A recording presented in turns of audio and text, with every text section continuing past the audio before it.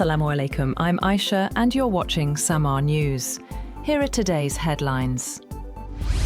At least 164 people have been killed and 971 others injured after two powerful earthquakes struck Venezuela, triggering widespread destruction and massive rescue operations across the country. Authorities say the 7.2 and 7.5 magnitude earthquakes were among the strongest to hit Venezuela in more than a century, with tremors felt across the wider region. Acting President Delcy Rodriguez said the confirmed death toll and warned that the figures could increase further as emergency crews continue search and rescue operations in the worst affected areas. The USGS's pager system estimates a 39% probability that fatalities will range between 1,000 and 10,000 people, while there is a 37% chance the death toll could reach between 10,000 and 100,000.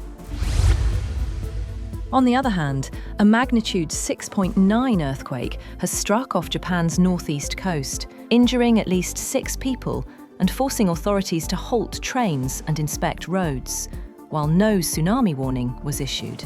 Strong shaking was reported across parts of northern Japan and mild tremors felt in Tokyo. The Japan Meteorological Agency said the earthquake's epicenter was off Iwate Prefecture, and no tsunami damage was expected, apart from possible slight sea level changes. At a press conference, JMA officials warned residents in the most affected areas to stay alert for future earthquakes for up to a week. US Secretary of State Marco Rubio has announced that technical-level negotiations between the United States and Iran will resume in Switzerland next week, as both sides work toward implementing the recently signed Islamabad Memorandum of Understanding. The talks are part of a 60-day diplomatic process aimed at reaching a comprehensive agreement on Iran's nuclear program, sanctions relief, and the implementation of the post-war framework. Speaking to reporters during an official visit to Kuwait, Rubio said the technical group is expected to meet again on June 29th or 30th. He explained that the negotiations would take place at the staff level and include officials from the US State Department, the Department of Energy, and other government agencies.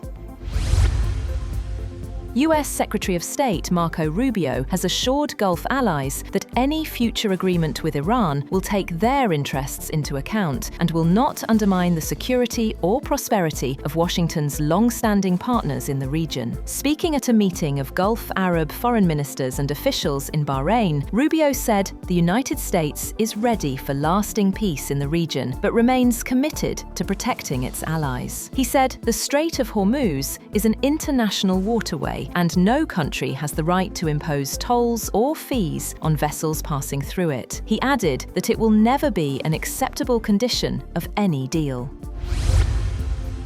Iran has pushed back against criticism from US Secretary of State Marco Rubio, accusing Washington of being the main source of instability in the Middle East. Foreign Ministry spokesman Esmail Baghaei said that American intervention and support for Israel continue to fuel conflict across the region. He was responding to US Secretary of State Marco Rubio's comment a day earlier that peace and stability in the Middle East cannot be achieved while Iran-backed groups continue launching attacks.